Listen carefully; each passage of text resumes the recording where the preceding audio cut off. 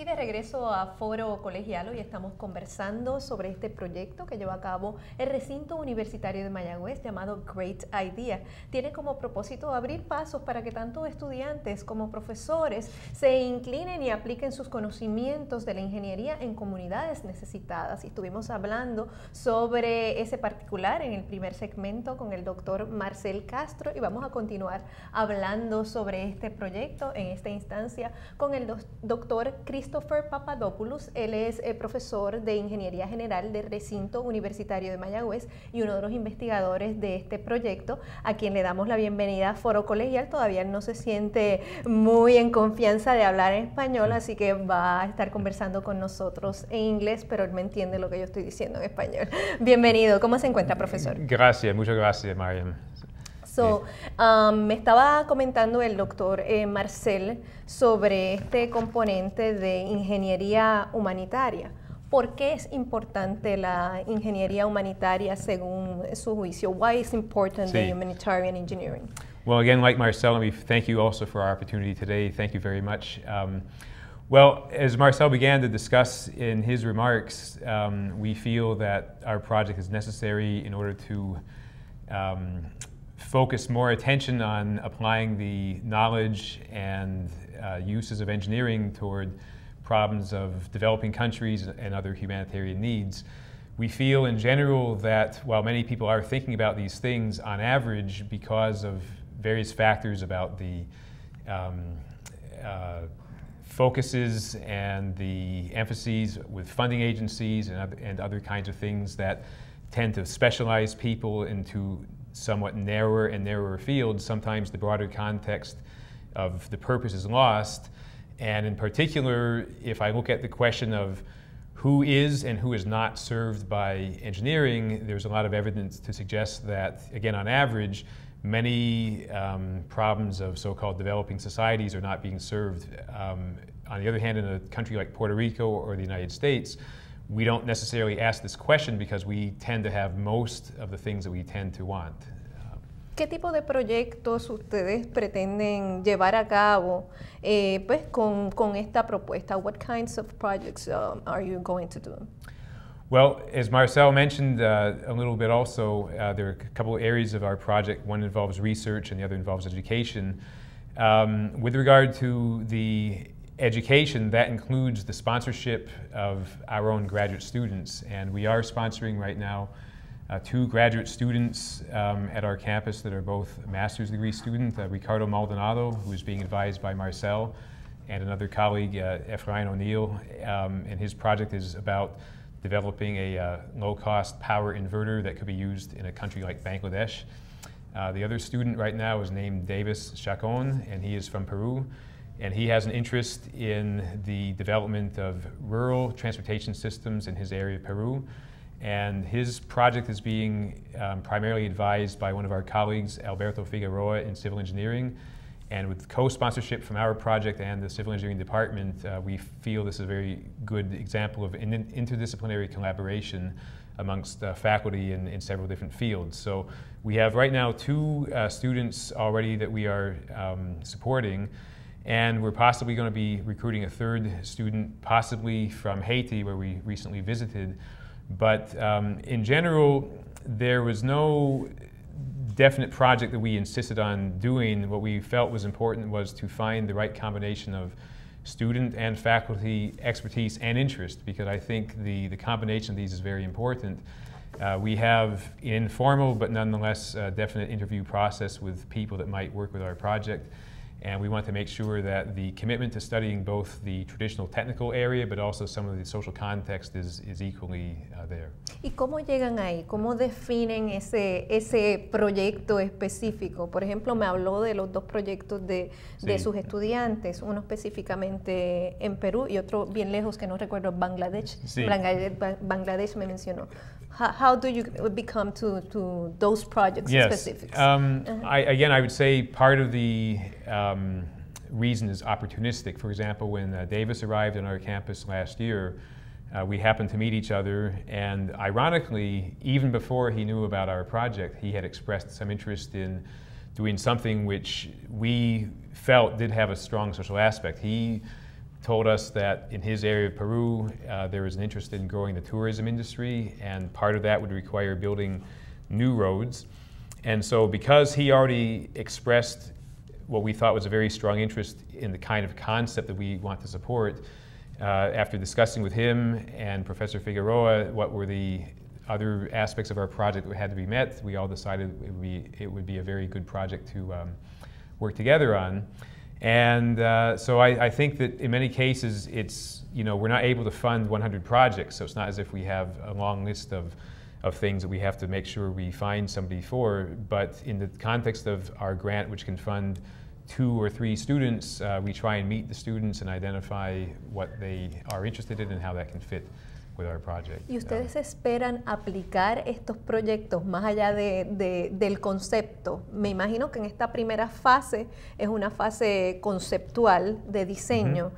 ¿Ustedes esperan poder tener la oportunidad de aplicar? Do you expect to have the opportunity to apply these concepts to the real situations? Well, so again, that's a good question. It depends on what we even mean by apply, but in the case of Ricardo's work, there is a very real possibility of developing an actual prototype of an inverter, and along with that, a set of design plans and analytical tools that could be used for somebody who wants to build a factory or a small business in Bangladesh and actually build these things. So in this case, there's a very strong potential to actually see the physical product being made.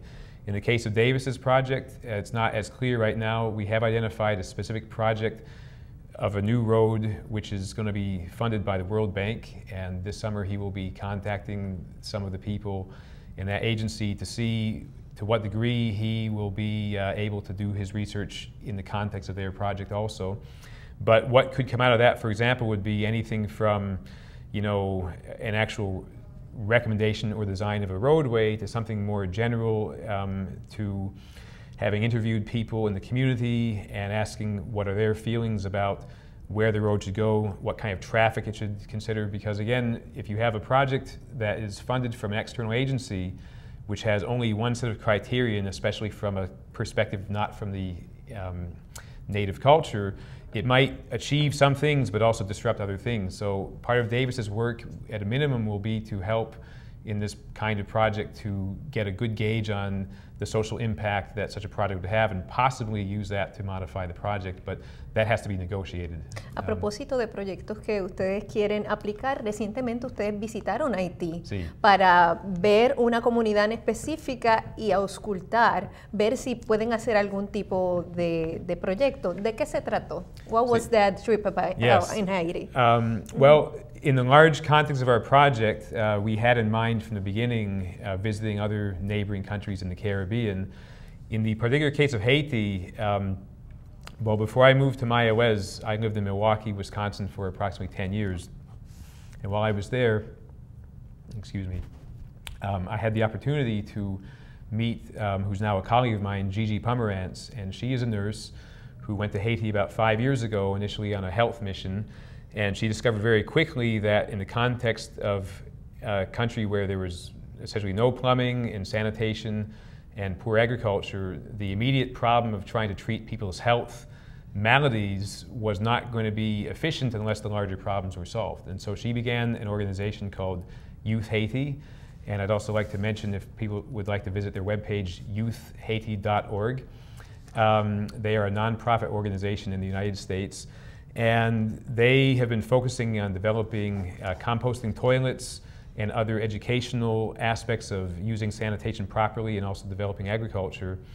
My point is that because of my friendship with her, she was able to provide us with a very important and essential logistical support that we could not have done ourselves so fast. We were able, through her organization, to arrange housing, transportation, translation services, food, and obviously also security. And basically, for one basic contact, we were able to do all of this and then focus on the idea of our project.